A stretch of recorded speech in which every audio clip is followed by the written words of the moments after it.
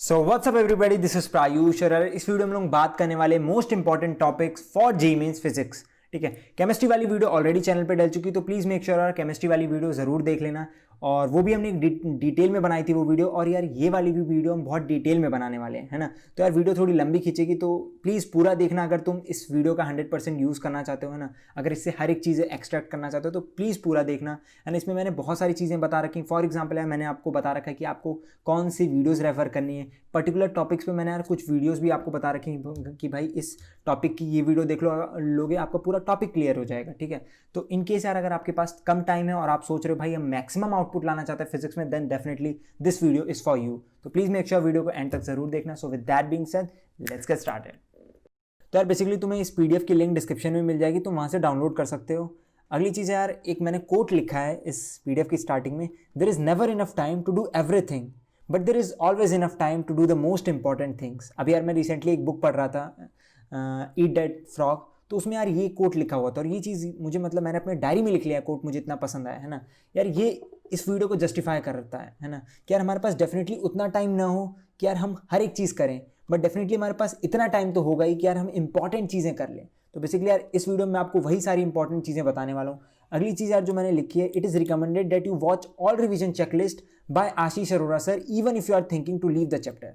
अगर तुम भाई किसी भी चैप्टर को छोड़ने की सोच रहे हो ना, तो उसकी रिवीजन चेकलिस्ट आशीष अरोरा सर ने बना रखी है। हर एक चैप्टर की उन्होंने रिवीजन चेकलिस्ट बना रखी, तो वो यार आपको देखनी ही देखनी है, हर एक चैप्टर के लिए देखनी है। अगर आप कोई चैप्टर छोड़ने की भी सोच रहे हो तो उसकी रिवीजन चेकलिस्ट जरूर देख के जाना। अब बेसिकली है क्या इस रिवीजन चेकलिस्ट में यार, इसमें आपको मतलब बहुत कम समय में एक घंटे 2 घंटे में आशीष अरोरा सर ने पूरे चैप्टर को वाइंड अप कर रखा है। उसमें आपके हर एक कंसेप्ट, हर एक फॉर्मूला, उन्हें अप्लाई कैसे करते हैं, हर एक चीज़ बता रखी। तो डेफिनेटली यार it is one of the best source for revising physics. तो मेक श्योर यार आप पूरी सारी चेकलिस्ट देख लेना। अभी तो आपके पास है यार, अगर 2-3 महीने तो सारी देख लेना। और अगर आपके पास यार कम टाइम है तो मैंने कुछ स्पेसिफिक चैप्टर भी मार्क कर रखे हैं जिनके आपको देखने ही देखने हैं, वो कंपलसरी है। रिकमेंडेड तो है कि आप भाई आप पूरा देखो, बट अगर आपके पास फिर भी आपको लग रहा है नहीं भाई मेरे पास उतना टाइम नहीं कि मैं हर एक चैप्टर देख सकूं, तो एटलीस्ट आपको कंपलसरी वाले चैप्टर तो ज़रूर देखने हैं, उनकी चेकलिस्ट ज़रूर देखनी है ना। और अगर इस पर क्लिक करोगे तो तुम्हें 11th की प्लेलिस्ट खुल जाएगी आशीष अरोरा सर की, और मैंने मतलब लिंक डाल रखी है। ठीक है, क्लास 11th और क्लास 12th की प्लेलिस्ट की लिंक डाल रखी है, आप वहाँ से अब यूट्यूब पे भी सर्च करोगे आपको मिल जाएगी, है ना। तो यार जो अपना पहला चैप्टर है वो है units and dimension and errors. तो देखो यार इससे बहुत आसान क्वेश्चन आते हैं। ठीक है, 15 क्वेश्चन आए हैं 16 शिफ्ट में, तो अच्छा वेटेज है, मतलब रेगुलरली क्वेश्चंस आ रहे हैं इस चैप्टर से। डेफिनेटली यार इस चैप्टर को और इसके जितने भी ये 2 टॉपिक है इन्हें हम छोड़ के नहीं जा सकते। इसमें से यार देखो यूनिट एंड डायमेंशन से आपके 6 क्वेश्चन आए, बेसिक क्वेश्चन आते हैं, ज़्यादा कठिन क्वेश्चन नहीं आते। अगर एक बार तुम पीवाईक्यू देख लोगे तुम्हें एग्जैक्ट आइडिया हो जाएगा भाई क्वेश्चन आते कैसे हैं। ठीक है, errors plus least count of instrument से हमारे 9 क्वेश्चन आए। अब कौन से इंस्ट्रूमेंट्स, एक तो आपका वर्नियर कैलिपर हो गया, दूसरा आपका स्क्रू गॉज हो गया, उन दोनों की लीस्ट काउंट का फॉर्मूला आपको पता होना चाहिए। और एरर, यार एरर पे मैंने एक वीडियो की लिंक डाल रखी है, अगर आप क्लिक करोगे एरर पे तो आपको एक वीडियो खुलती हुई दिखेगी जो कि एनवी सर ने यार एरर पढ़ा रखा है। ठीक है, वो वीडियो यूट्यूब पे अपलोडेड है ना, ऑफिशियली अपलोडेड है। तो आप उस वीडियो को देख लोगे, आपका पूरा एरर का कॉन्सेप्ट समझ में आ जाएगा, है ना। उसके बाद आपका कोई क्वेश्चन छूट नहीं सकता एरर का। तो मैंने मतलब जहाँ जहाँ मुझे मिली वीडियोस, तो मैंने वो वीडियो की लिंक भी डाल रखी, तो अगर आप क्लिक करोगे वो लिंक खुल जाएगी, है ना। अगला जो चैप्टर आता है यार अपना मोशन इन स्ट्रेट लाइन। ठीक है, मोशन इन 1D 2D ये वाला chapter, as such no important topic but it is used indirectly. ठीक है, इसे इनडायरेक्टली यूज़ किया जाता है आपको, है ना, इलेक्ट्रोस्टैट्स में यूज़ कर लिया जाता है, मैग्नेटिज्म में यूज़ कर लिया जाता है। तो एज सच इसका कोई वेटेज नहीं है। 7 क्वेश्चन आए हैं। ठीक है, 16 पेपरों में 7 क्वेश्चन आए मात्र। ठीक है, तो मतलब डायरेक्ट यूजेज इसका बहुत कम है, बट बेसिक कंसेप्ट आपको पता होने चाहिए इस चैप्टर के, क्योंकि वो अप्लाई होते हैं आने वाले चैप्टर्स में, है ना।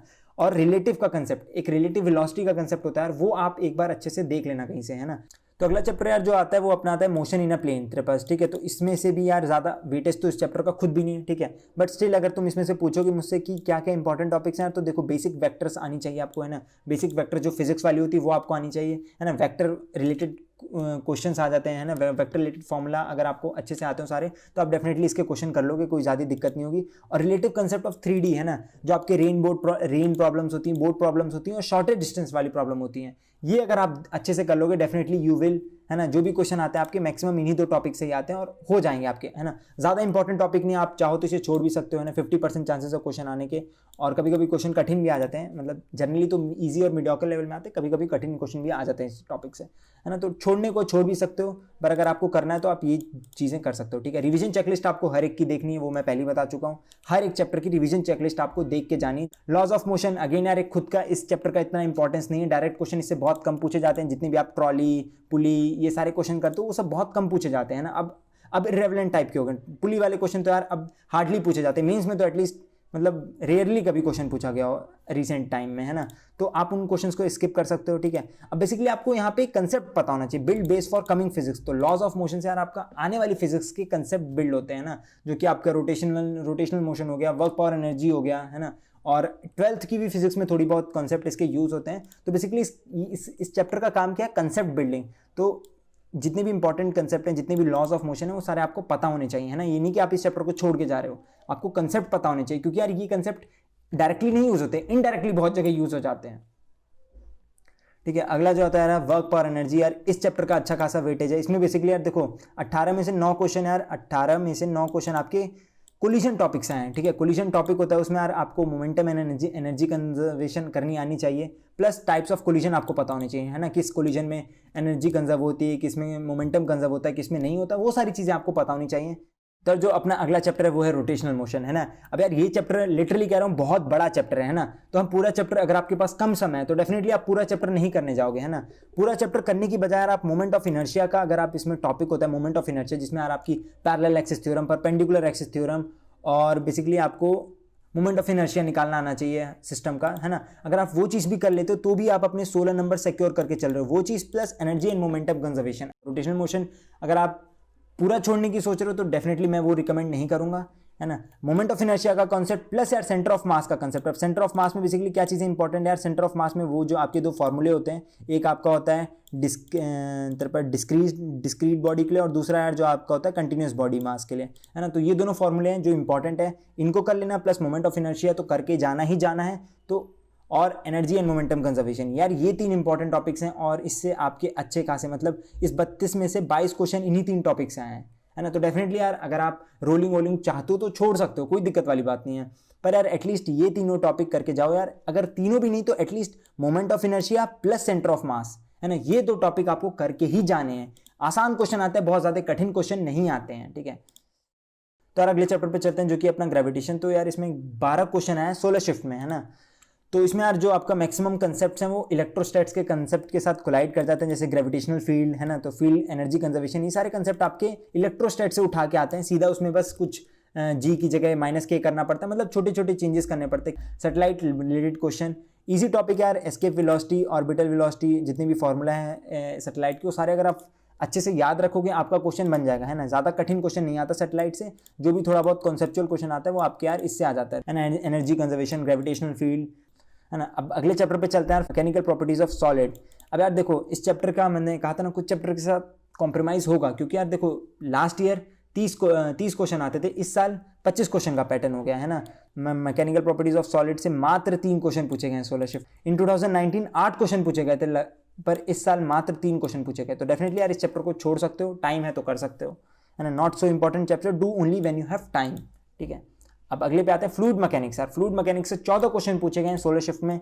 अब यार ये खुद में यार बहुत बड़ा चैप्टर है, अगर फ्लूइड मैकेनिक्स करने बैठोगे तो बहुत बड़ा चैप्टर है ना। और अच्छे लेवल के क्वेश्चन आते हैं, ऐसा नहीं लल्लू पल्लू क्वेश्चन आ जाते हैं, ठीक ठाक लेवल, कभी कभार आसान भी आते हैं, बट मीडियम लेवल क्वेश्चन इससे जनरली पूछे जाते हैं। Do only when you have enough time. अगर टाइम की कमी है तो इस चैप्टर को आप छोड़ के जा सकते हो, इस चैप्टर का और किसी चैप्टर से ज़्यादा लिंक नहीं है, तो डेफिनेटली आप इसे छोड़ सकते हो अगर आपके पास टाइम की कमी है। बट अगर आपके पास टाइम है ठीक ठाक तो आप इस चैप्टर को, है ना, बेसिक फार्मूला और चेकलिस्ट तो आपको हर चैप्टर की देखनी है ना, वो चीज़ मैं मना नहीं कर रहा। अगर सोच रहे हो भैया, बोल रहे हो कि पूरा छोड़ के चले जाओ इस चैप्टर को, नहीं, मैं कह रहा हूँ भाई तुम इतना कंसेप्ट मत करना, बस सिंपल तुम इसकी रिवीजन चेकलिस्ट देख लेना आशीष अरोड़ा सर की, अगर तुम इसे छोड़ने की सोच रहे हो तो। मैं कंप्लीटली छोड़ने के लिए नहीं बोल रहा हूँ, रिवीजन चेकलिस्ट आपको हर एक चैप्टर की देखनी ही देखनी है।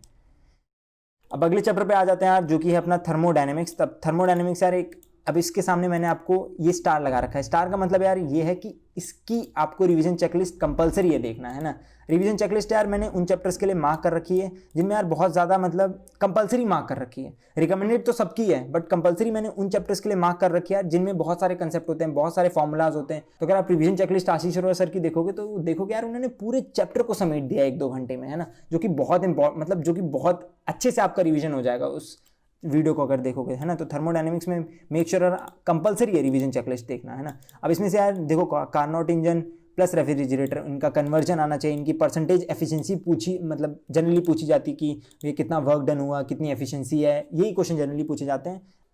तो अगले चैप्टर पे आते हैं जो कि यार अपना थर्मल प्रॉपर्टीज ऑफ मैटर, है ना। 11 क्वेश्चन पूछे गए 16 शिफ्ट में और try to make short notes for the end time revision. आपको हर एक के लिए करने हैं बट अगर आपने नहीं बनाया अभी तक तो डेफिनेटली यार कुछ चैप्टर्स हैं जिनके तो आपको बनाने ही बनाने हैं, उनमें से यार ये एक है ना। अब हीट ट्रांसफर प्लस कैलोरीमेट्री से ज़्यादा क्वेश्चन पूछे जाते हैं। उसमें से यार हीट ट्रांसफर आपका वो फॉर्मूला हो गया heat transfer per unit time is equal to K into A into delta T upon L, है ना। ये फॉर्मूला बहुत इंपॉर्टेंट है, इससे डायरेक्ट क्वेश्चन आ जाते हैं, सीरीज पैरेलल वाले क्वेश्चन आ जाते हैं, है ना। तो ये फॉर्मूला आपको अच्छे से अप्लाई करना आना चाहिए। और दूसरे जो टाइप के क्वेश्चन बनते हैं यार वो होते हैं कैलोमेट्री से रिलेटेड, है ना। हमने 2 लिक्विड को मिक्स कर दिया तो फाइनल टेम्परेचर बताओ, 2 सॉलिड्स को हमने चिपका के रख दिया, फाइनल टेम्परेचर बताओ, वैसे क्वेश्चन भी पूछे जाते हैं। तो मेक श्योर आप वो टॉपिक भी अच्छे से कर लेना। तो अगले चैप्टर पे आते हैं जो कि अपना काइनेटिक थ्योरी ऑफ गैसेस, है ना। 17 क्वेश्चन आया 16 शिफ्ट में। अब यार इसमें इंपॉर्टेंट टॉपिक्स हैं आपके degrees of freedom, specific heat capacity, है ना। अगले पे आते हैं चलो जो कि है ऑसिलेशन। ऑसिलेशन यार यहाँ से ऑसिलेशन का मतलब अपना SHM है, सिंपल हार्मोनिक मोशन। तो लास्ट ईयर यार इसमें 16 क्वेश्चन पूछे गए थे 16 शिफ्ट में और इस साल मात्र 4 क्वेश्चन पूछे गए 16 शिफ्ट में। तो SHM को NTA ने इस साल ड्रॉप किया है ना। तो at least have grip on formulas and their application, है ना। अगर आप छोड़ने की सोच रहे हो तो वही है, आप एक बार रिवीजन चेकलिस्ट देख लेना आशीष अरोड़ा सर की और जितने भी फॉर्मूलाज हैं उन पर थोड़ी बहुत ग्रिप बना के रखना। रिवीजन चेकलिस्ट देखोगे आपको सब पता चल जाएगा। अगला जो चैप्टर आता है वो है अपना वेव्स, है ना। इसमें यार आपके open and close organ pipe plus आपके स्ट्रिंग वेव से 7 क्वेश्चन पूछे गए। 15 में से 7 क्वेश्चन यार आपके इन्हीं 2 टॉपिक से पूछे गए। कुछ नहीं होता है, सिंपल फॉर्मूला बेस्ड क्वेश्चन आता है, आपको फॉर्मूला आता है अप्लाई करना, आप कर दोगे तुरंत, है ना। और जो अगली चीज़ है डॉपलर्स इफेक्ट, डॉपलर्स इफेक्ट से भी 4 क्वेश्चन आ गए, है ना। ये केवल एक फॉर्मूले से यार 4 क्वेश्चन आए। अब इस फॉर्मूले को आपको अप्लाई करना आना चाहिए, है ना, कि इस फॉर्मूले में कब प्लस रहता है ऊपर, कब माइनस रहता है, ये सारी चीज़ें आपको पता होनी चाहिए कि कैसे अप्लाई करते हैं। और डॉपलर्स इफेक्ट भी 2 टाइप के होते हैं, एक लाइट के लिए होता है, एक साउंड के लिए होता है। साउंड वाला ज़्यादा इंपॉर्टेंट है पर लाइट वाला भी एक बार देख लेना, है ना। मैंने यहाँ पे साउंड वाले की ही लिख रखी सारी चीज़ें, तो प्लीज़ मेक श्योर लाइट वाला भी देख लेना, साउंड वाला तो है ही इंपॉर्टेंट, है ना। तो अब आ जाओ यार अगले चैप्टर पे चलते हैं जो कि है अपना इलेक्ट्रिक चार्जेस एंड फील्ड, है ना, जो कि यार इलेक्ट्रोस्टैट्स के नाम से होता है बहुत सारे कोचिंग की मॉड्यूल्स में, है ना। मेरी मॉड्यूल में खुद यार इलेक्ट्रोस्टैट्स के नाम से था, है ना, जिसमें आपकी इलेक्ट्रोस्टैटिक पोटेंशियल भी इसी चैप्टर में बहुत सारे कोचिंग मॉड्यूल्स में होती है, बट यहाँ पे हम NCERT के हिसाब से चल रहे हैं। तो डेफिनेटली यार इससे 16 क्वेश्चन पूछे गए 16 शिफ्ट में। और इसमें अगर आप मुझसे पूछोगे ज़्यादा इंपॉर्टेंट क्या है तो इलेक्ट्रिक फील्ड लाइंस। अब यार ऐसा मत सोच लेना कि बहुत मतलब आप फॉर्मूला रट के चलेगे कि भैया अच्छा इन्फिनाइट वायर की इलेक्ट्रिक फील्ड ये होती है, नॉर्मल वायर की इलेक्ट्रिक फील्ड लाइन ये होती है और आपकी डिस्क और रिंग की इलेक्ट्रिक फील्ड लाइन का फॉर्मूला ये होता है तो मैं क्वेश्चन कर लूँगा। नहीं भाई, ऐसे क्वेश्चन नहीं हो पाएगा। इसका थोड़ा अच्छा आपको कॉन्सेप्ट पे ग्रिप होनी चाहिए, then only you will be able to do question of this chapter, है ना। अगेन यार आपको रिवीजन चेकलिस्ट देखनी है ना। मैं बार बार इस चीज़ को कह रहा हूँ यार क्योंकि बहुत सारे बच्चे नहीं देखेंगे। प्लीज़ यार टाइम है तो आपको हर एक चैप्टर की देखनी है, रिकमेंडेड है कि भाई आप हर एक चैप्टर की देखो, बट मैंने कुछ चैप्टर को स्पेशल मार्क कर रखा है जैसे कि यार ये उनकी आपको कंपलसरी देखनी है ना। अब अगली चीज़ आती थी इलेक्ट्रोस्टैटिक पोटेंशियल एंड कैपेसिटेंस।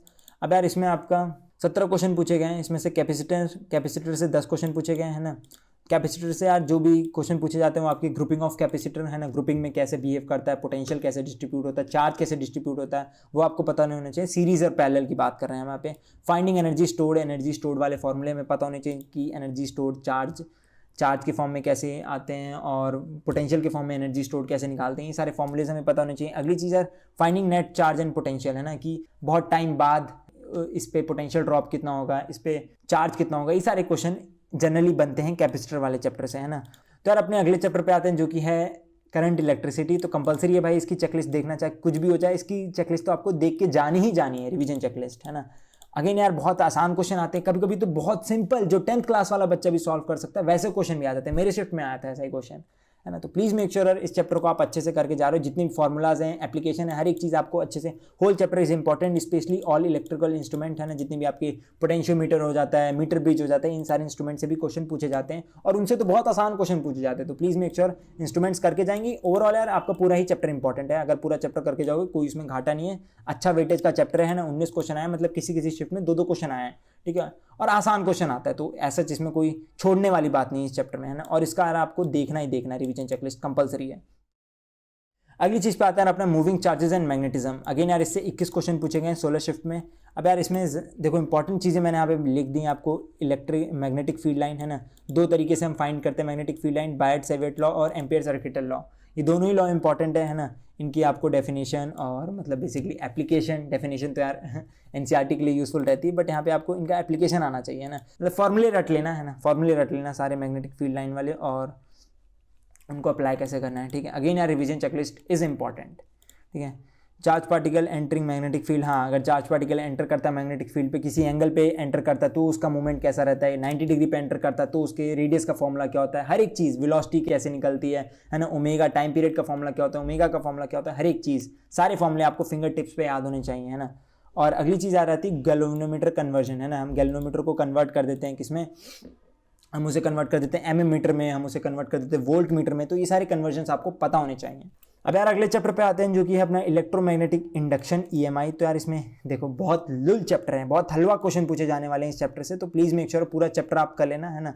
फिर भी मैंने यार कुछ टॉपिक्स लिख दिए हैं। एक तो आपका मैग्नेटिक फ्लक्स है ना, मैग्नेटिक फ्लक्स का फॉर्मूला है ना, और पोटेंशियल इंड्यूस वाला फार्मूला कि कैसे पोटेंशियल इंड्यूस होती है, कैसे करंट फ्लो करता है ना, और Faraday's and Lenz law, 2 important law हैं।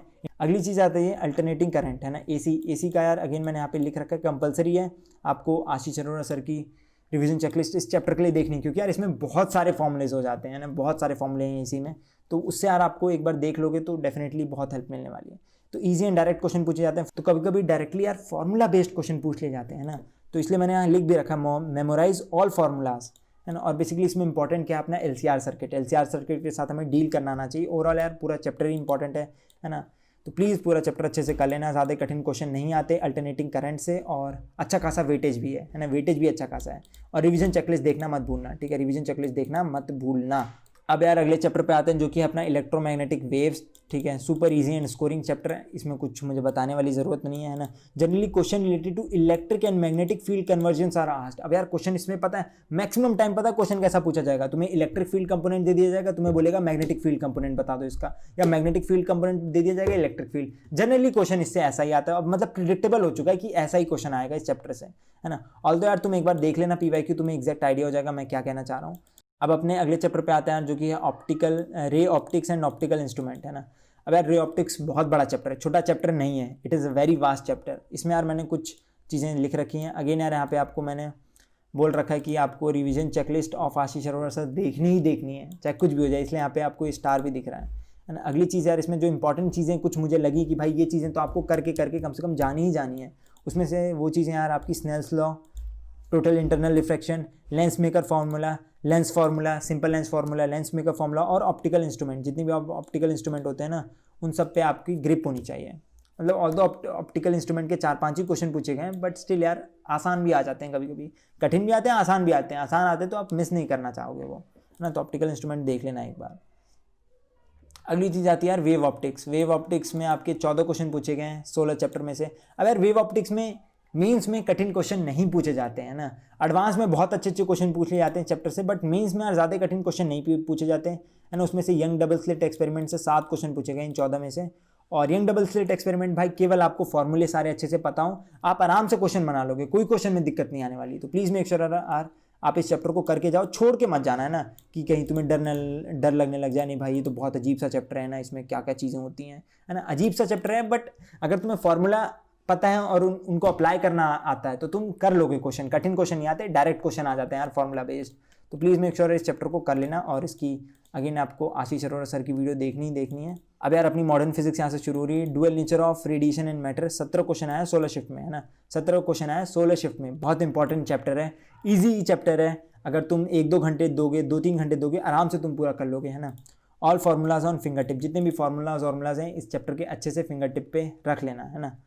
तो फाइनली यार आते हैं अपने सबसे स्कोरिंग चैप्टर पे, जो कि है यार अपना मॉडर्न फिजिक्स। पूरा मॉडर्न फिजिक्स पे हम लोग पूरे मॉडर्न फिजिक्स को एज अ सिंगल हम लोग यूनिट ट्रीट करेंगे ना। उसमें से यार एक चैप्टर मैं ऑलरेडी आपको बता चुका हूँ जिसमें से 17 क्वेश्चन आए थे, वो है यार आपका dual nature of radiation and matter, है ना। बट यहाँ पे हमने उसे दोबारा लिख दिया है क्योंकि वो मॉडर्न फिजिक्स में आता है। और मैंने यार एक लिंक भी दे रखी है, अगर उस लिंक पे क्लिक करोगे तो एनवी सर की एक वीडियो खुलेगी जिसमें यार उन्होंने अच्छा खासा मॉडर्न फिजिक्स पढ़ा रखा है ना।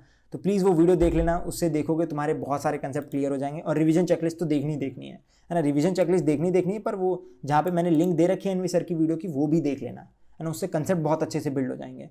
और dual nature of radiation and matter हो गया आपका, जिससे 17 क्वेश्चन आए हैं। एटम से यार आपके 7 क्वेश्चन आए, न्यूक्लियाई से आपके 9 क्वेश्चन आए। सारे ही इंपॉर्टेंट है, किसी को छोड़ के नहीं जाना है। ईजी लल्लू क्वेश्चन आते हैं, हलवा क्वेश्चन, है ना। एक बार अगर आप देख लोगे, समझ लोगे, तो आप आराम से क्वेश्चन कर लोगे। इनके फॉर्मूलाज एक बार देख लेना, समझ लेना कैसे अप्लाई करना है, आप आराम से क्वेश्चन निकाल लोगे इनके, ठीक है। अगली चीज यार, easy and direct question are asked in mains, वही जो मैंने अभी चीज बताई। Watch complete revision checklist of modern physics, बहुत ज्यादा इंपॉर्टेंट है ये चीज, है ना। Tap here to go to playlist, मैंने यार इसकी एक अलग से प्लेलिस्ट बना रखी है, ठीक है। उसकी लिंक मैं आपको यहाँ अटैच कर दूंगा, तो आप जब भी इस पर टैप करोगे तो वो आपको लिंक खुल जाएगी प्लेलिस्ट वाली, है ना। तब देखो अगले चैप्टर पे आते हैं, जो कि अपना सेमीकंडक्टर। अगेन यार ये बहुत ही इंपॉर्टेंट चैप्टर है ना। बहुत आसान क्वेश्चन पूछे जाते हैं, ज़्यादा कठिन क्वेश्चन नहीं पूछे जाते इस चीज़ से, है ना। Easy and direct question are asked in mains, must watch revision checklist by physics galaxy Ashish Arora sir, ठीक है। अगले यार कम्युनिकेशन सिस्टम, ठीक है। तो लास्ट ईयर यार इससे आए थे 13 क्वेश्चन और इस साल आए मात्र 1 क्वेश्चन। तो डेफिनेटली यार इस चैप्टर को एनटी ने ड्रॉप कर दिया, बट मैं कहूँगा भाई रिवीजन चेकलिस्ट देख लेना इसकी अच्छे से, और जितनी भी फार्मूला है वो सारे याद करके जाना, क्योंकि यार हमें नहीं पता, हो सके इस साल ड्रॉप किया है, अगली साल इसको दोबारा इंट्रोड्यूस कर दें, इससे दोबारा क्वेश्चन पूछने लग जाए, है ना। We can't predict anything. जब तक यार 2-3 साल हमें कंटिन्यूसली लग ना जाए कि नहीं भाई इसे पक्का ही ड्रॉप कर दिया गया, तब तक हम कुछ कह नहीं सकते, है ना। अभी तो पहला ही साल हुआ है, तो मेक श्योर यार सारे इसके फॉर्मूलाज फिंगर टिप्स पे आपको याद होने चाहिए। रिवीजन चेकलिस्ट मस्ट है ना। जितने भी यार जिनके भी सामने स्टार था उन सबकी रिवीजन चेकलिस्ट आपको कंपलसरी है देखना। बाकी रिकमेंडेड तो है ही कि आप हर एक चैप्टर की देखो। सो फाइनली यार यहाँ पे अपनी वीडियो होती है खत्म। प्लीज़ मेक श्योर वीडियो को लाइक कर देना अगर आपको कंटेंट यूजफुल लगा, इन्फॉर्मेटिव लगा, है ना। पीडीएफ की लिंक आपको डिस्क्रिप्शन में मिल जाएगी, वहाँ से आप जाके डाउनलोड कर सकते हो। एक और चीज़ यार जो मैं बताना चाह रहा था आपको यार, कि अब ज़्यादा टाइम हमारे पास नहीं बचा, 2-3 महीने बचे, तो भाई प्लीज़ अच्छे से पढ़ना शुरू कर दो, ज़्यादा टाइम मत वेस्ट करो, है ना। बहुत सारी न्यूज़ आ रही है कि सिलेबस रिड्यूस होगा, नहीं होगा, है ना। अगर ऐसा कुछ होता है तो मैं यार इसको अपडेट कर दूंगा, कोई दिक्कत वाली बात नहीं है ना। तुम कहना भैया ये सिलेबस हट गया, वो सिलेबस हट गया, वो मैं अपडेट कर दूंगा, है ना। पीडीएफ को अपडेट कर दूंगा, कोई चिंता करने वाली बात नहीं है। और फोड़ते रहो, मचाते रहो, और टाइम वेस्ट मत करो अपना। And thanks for watching this video.